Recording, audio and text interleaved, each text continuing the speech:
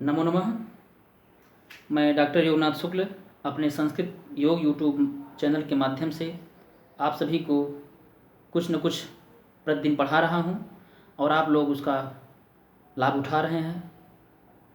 तो कल की जो हमारा इसके पिछले वाला एपिसोड था उसमें हम स्वर बताए थे और यह एपिसोड है इसमें हम व्यंजन की बात कर रहे हैं। ठीक, स्वर और व्यंजन क्या हैं? वर्ण हैं। वर्ण कितने प्रकार के होते हैं? दो, स्वर और व्यंजन। तो इसके पिछले एपिसोड में हम लोग स्वर के बारे में बात कर चुके हैं, इसमें हम लोग व्यंजन के बारे में पढ़ रहे हैं। ठीक, तो व्यंजन किसे कहते हैं?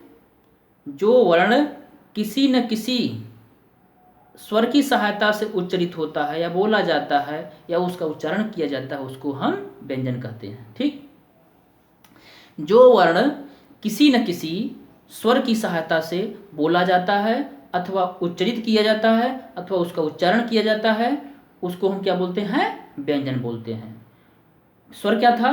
जो वर्ण बिना किसी की सहायता से बोला जाता है, उच्चारित किया जाता है, उसको हम क्या बोलते हैं? स्वर कहते हैं। ठीक, अब हम व्यंजन को देखते हैं। तो क से लेकर के और म तक के वर्णों को क्या बोलते हैं? स्पर्श बोलते हैं। क्या बोलते हैं? स्पर्श संज्ञक। इनकी स्पर्श संज्ञा की गई है।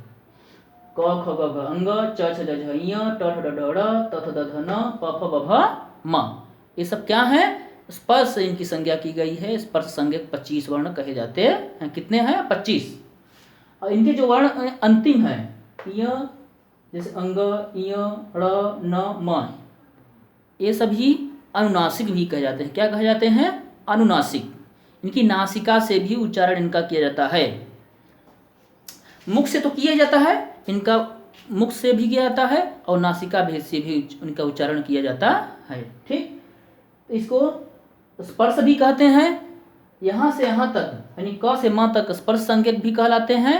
और क्या कहलाते हैं? जो पंचमाक्षर होते हैं ये अनुनासिक भी कहलाते हैं। ठीक, इसी प्रकार से क वर्ग का कु को क वर्ग बोलते हैं, च छ ज झ ञ चू वर्ग बोलते हैं, ट ठ ड ढ ड इसको टू वर्ग बोलते हैं, त थ द ध न को तू वर्ग बोलते हैं, प फ ब भ म को पू वर्ग बोलते हैं।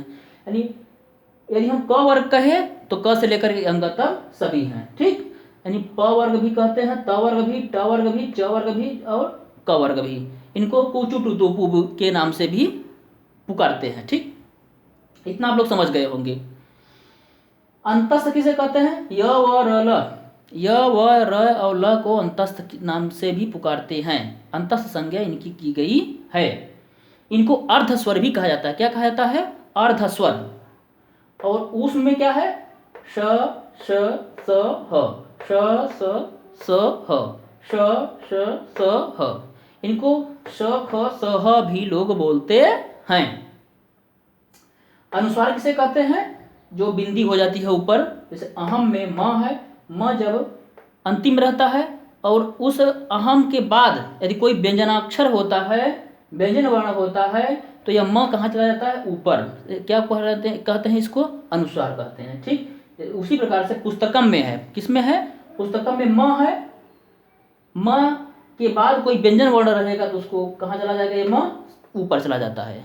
ठीक, मोनुस्वार कहाँ चला जाता है? अनुस्वार। म को अनुस्वार हो जाता है, मोनुस्वार यानी म को क्या हो जाता है?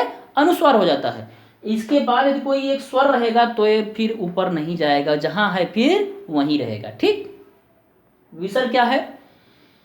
जैसे जितेंद्र है, जितेंद्र में जो विसर्ग लग गया है जितेंद्र है।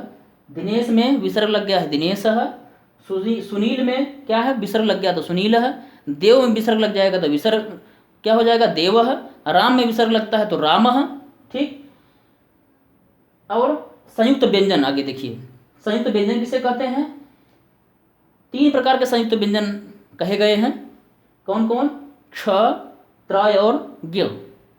क और श को मिलाकर के क्या बनता है? क्ष। त और र को मिलाकर क्या बनता है? त्र। ज और ञ को मिलाकर क्या बनता है? ज्ञ। फिर देखिए, क और श को मिलाकर क्या बनता है? क्ष। त और र को मिलाकर क्या बनता है? त्र। ज और ञ को मिलाकर क्या बनता है? ज्ञ। तो आपको यह चीज समझ में आ गई होगी। इसके पहले एपिसोड में आपने स्वर पढ़ा, इसमें आपने व्यंजन को स्पष्ट किया। ठीक, फिर से देख लीजिए व्यंजन एक बार।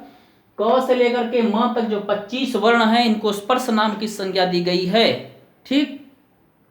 और क वर्ग, च वर्ग, ट वर्ग, त वर्ग, प वर्ग, ये सब भी इनको कहा जाता है। और अंतस्थ में क्या होता है, य व र ल, इनको अर्ध स्वर भी कहा जाता है। उसमें स ख स ह अथवा स श स ह कहा जाता है। ठीक। अनुस्वार, अनुस्वार में क्या होता है, मौनुस्वार, जो म होता है वह अपने पहले वाले वर्ण के ऊपर हो जाता है। ठीक। जैसे अहम, पुस्तकम में जो म है वो ऊपर चला गया तो पुस्तकम बन गया। ठीक। वैसे ही विसर्ग में, विसर्ग में क्या होता है, दो बिंदी उसके अंतिम वाले वर्ण के बगल में दो बिंदी लग जाती है। जैसे जितेंद्र, दिनेश, सुनील। संयुक्त व्यंजन में क्या होता है, संयुक्त माने जुड़ना, एक दूसरे से क्या होना, जुड़ना। क और श मिलकर के क्ष, त र मिलकर के त, ज और ई मिलकर के ज्ञ, क्या बनता है, क्यों। इसको भी आप लोगों को समझ में आ गया होगा। ठीक। अब इसके आगे हम लोग फिर से पढ़ेंगे आगे के एपिसोड में। यहाँ तक हमको जो स्पष्ट है कि आप लोगों को समझ में आ गया होगा। धन्यवाद। आप इसी तरह से हम इस चैनल पर बने रहें, लगातार आपको ये कुछ न कुछ मिलता रहेगा। और यहाँ तक पूरा व्याकरण आपको हमको इसी चैनल के माध्यम से पढ़ाना है। ठीक। तो आप इससे दूर मत भागिएगा। सारे के सारे चैनल में जो भी हमारे वीडियो पढ़ रहे हैं उनको अच्छे ढंग से देखिएगा। कोई समस्या होती है तो हमारा फ़ोन नंबर है 74 99 50 17 48, 7499501748। धन्यवाद।